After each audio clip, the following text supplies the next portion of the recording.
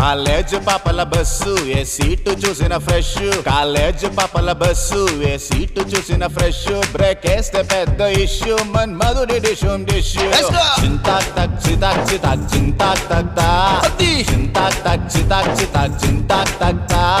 పిడత కింద పప్పు రుచి చూడకుంటే తప్పు, పిడత కింద పప్పు రుచి చూడకుంటే తప్పు. ఒళ్ళెలా ఉంది చెప్పు